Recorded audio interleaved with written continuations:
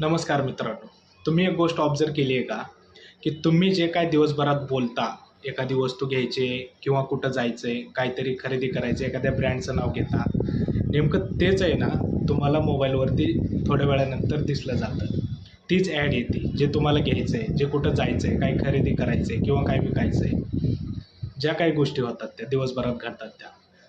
त्याचं कसं आहे की मोबाईल आहे ना, मोबाईल आजच्या काळात, पूर्वीच्या काळात कसं होतं की भिंतीला पण कानं होती, पण आत्ताच्या काळात मोबाईलला पण कान आहेत. मोबाईल पण ऐकतो तुम्ही काय बोलता दिवसभर आणि त्याच ॲड तुम्हाला दाखवत चालतं.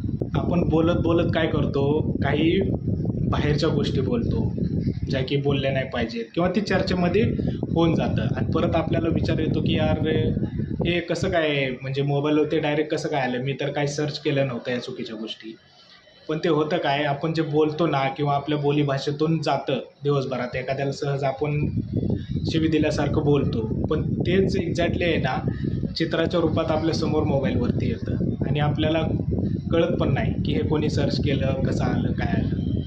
तर तर ते बोलत असताना फक्त एवढंच केलं पाहिजे, आता साहजिक आहे बोलणार तर माणूस, पण काही सेटिंग आहेत, त्या सेटिंग बंद करा आणि नेट चालू ठेवलं तरी चालेल किंवा काही उपयोग नसेल नेटचा तर शक्यतो नेट बंद ठेवा, काम नसेल तर, जेणेकरून मोबाईल काय आपलं ऐकणार नाही, माइंड रीडिंग करणार नाही आणि आपल्याला काही प्रॉब्लेम येणार नाही. धन्यवाद.